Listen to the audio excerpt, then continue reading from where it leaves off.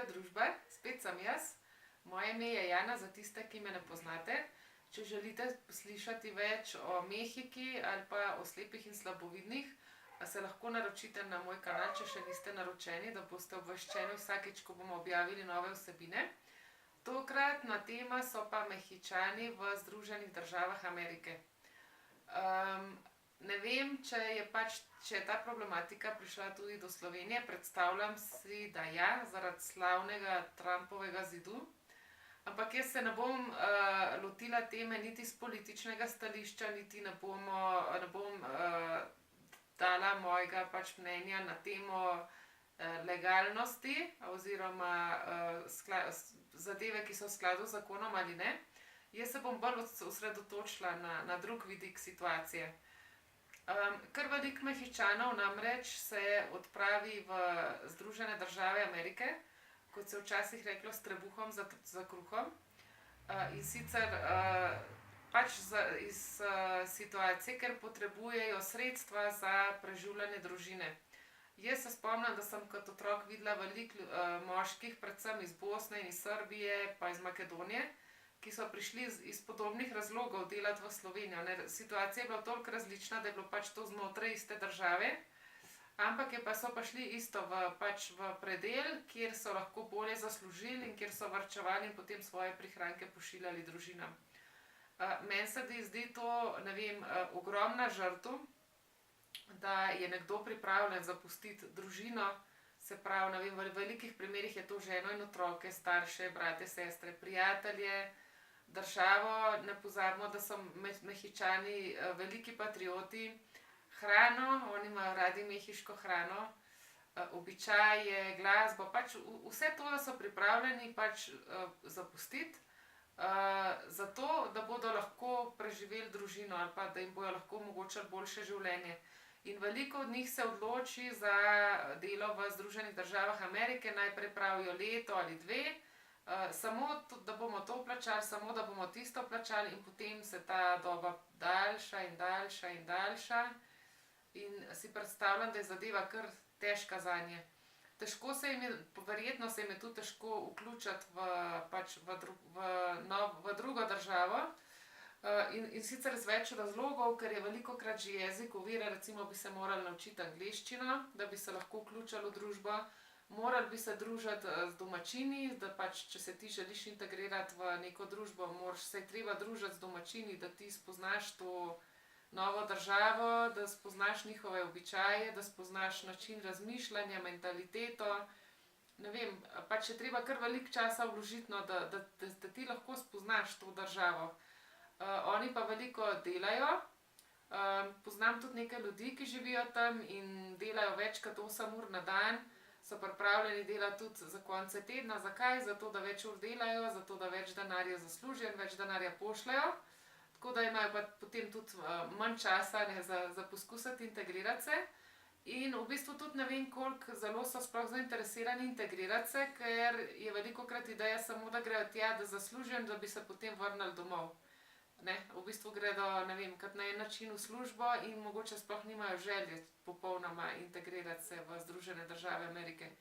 Je kar veliko Mehičanov oziroma oseb z mehiškimi koreninami v Združenih državah Amerike. Po podatkih, according to the Information to What organization is the amount of Mexicans in the United States? Yeah, that's according to the Pew Research Center. Je 35,7 milijona Mehičanov oziroma ljudi z mehiškimi koreninami v Združenih državah Amerike. Zdaj ne vem, kako točen je ta podatek, ker jih veliko sploh ni registriranih. Ampak to je več kot za cel Mexico City. To je skoraj za 2 Mexico City ljudi je tam. To je nepredstavljiva številka Mehičanov. In tudi zaradi tega je tudi velik ekonomski učinek. Predstavljajte si, oni pošljajo, lansko leto je bilo po nekaterih ocenah poslano med 30,2 milijard in 30,4 milijard dolarjev v Mehiko. Je en poseben izraz, ki se reče remesas. Remesas je denar od teh Mehičanov, ki delajo v ZDA in ga pošljajo v Mehiko.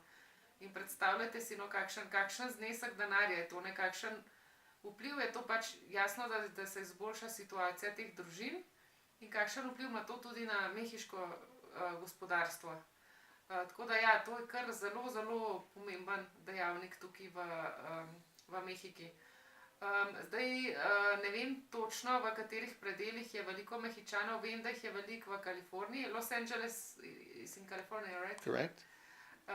Los Angeles, no tam, ne vem, se zda verjetno čisto v redu španščino preživeti. Potem je še v Chicagu, vem, da jih je veliko. Tudi iz Nebraske, iz Idaha so se oglasili, iz večjih predelov. V New Yorku tudi vem, da so določeni. Tako da ja, so kar predeli, ki so bolj mehiški kot ameriški in kjer ima tudi ta populacija migrantov ima tudi velik vpliv pač na običaje, na kulturo, na vse te zadeve.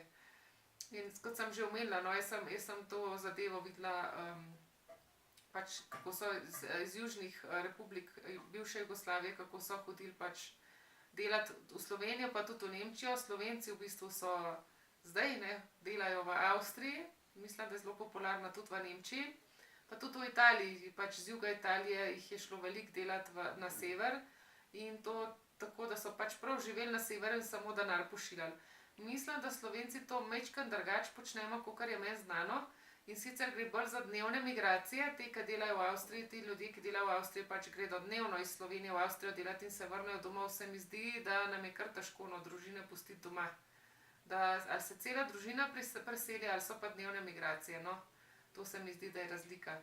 Je tudi kar nekaj filmov, ki opisuje te situacije. Jaz bom 3 različne omenila. Ena se imenuje Bienvenido Paisano, se pravi dobrodošel sonarodnjak. In sicer je to ena komedija, kako je šla ena mehiška družina v Mehiko, pač pozdrav družino in kako so jih potem vsi sosedi prosili, dajte še televizijo moji teti pelati. Skratka, vse te, ki so zelo specifične, mehiške karakteristike so prikazane v tem filmu na tak zelo duhovit način.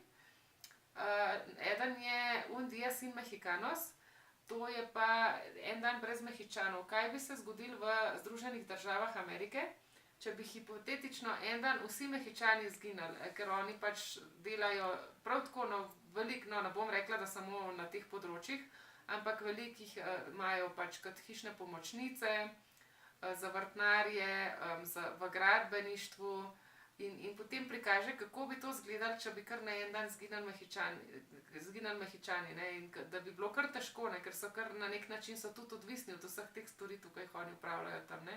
Tretja je pa La misma luna, je pa ista luna, pa opisuje eno situacijo, ki je šla pa ena ženska delati v Združene države Amerike in je pustila svojega otroka pri svoji mami in kako je bilo otroku težko, ker mamica je živela v ZDA, on je pa tam z babico živel. Vse sta se imela čisto rada z babico, ampak jasno, da je mamico pogrešal. Tako da to je pa drug vidik mogoče teh migracij, ne samo politični, ne samo z vidika zakonov, ampak kakšne žrtve se včasih odločimo ljudje narediti zaradi tega, da bi pač lahko družina finančno bila preskrbljena. Upam, da se vam je video zdel zanimiv. Če je temu tako, ga seveda lahko delite s komerkoli želite in se vidimo tukaj prihodnjič. Adijo!